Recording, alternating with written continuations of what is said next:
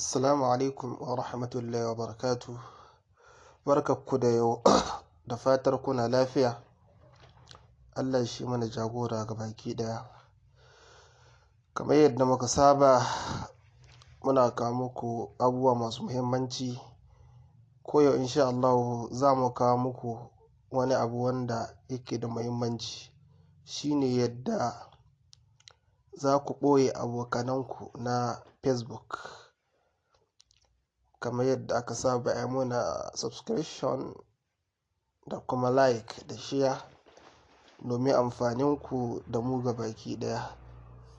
Da haka ku biyo mu, za mu nuna muku yadda za ku ɓoye abokaninku na Facebook, friends kenan, idan ba ku son a ga yawan abokaninku. Na farko za ku shiga cikin Facebook ɗinku.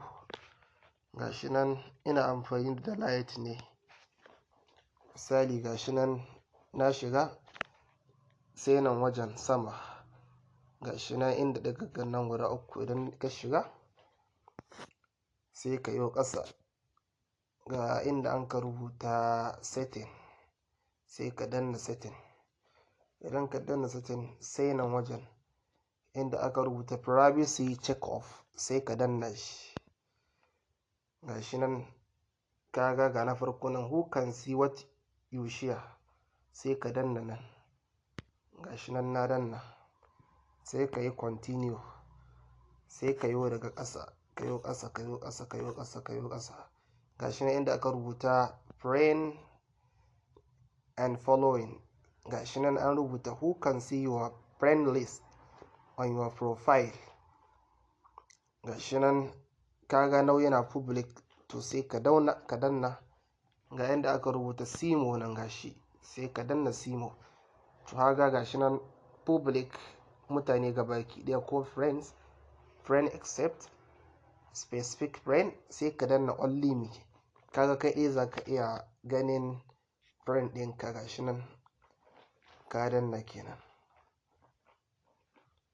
Gashi nan kuma ƙasa shi ma wani option ne, who can see the people pages and list you follow.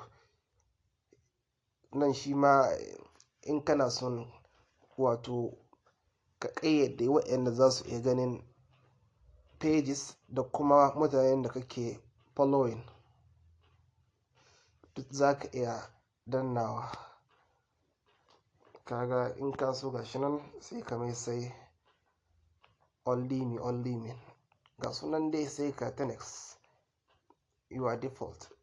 To mun dai akan shi who can see only your friend kenan, wa'anda idan baka son mutane su ga friend inda kake following kenan, sai kai wannan. Da fatar wannan bidiyon ya ƙayatar da ku. Ku danna mana subscription da ƙararrawa da ku yi share domin amfanin mu gabaki daya. Na gode.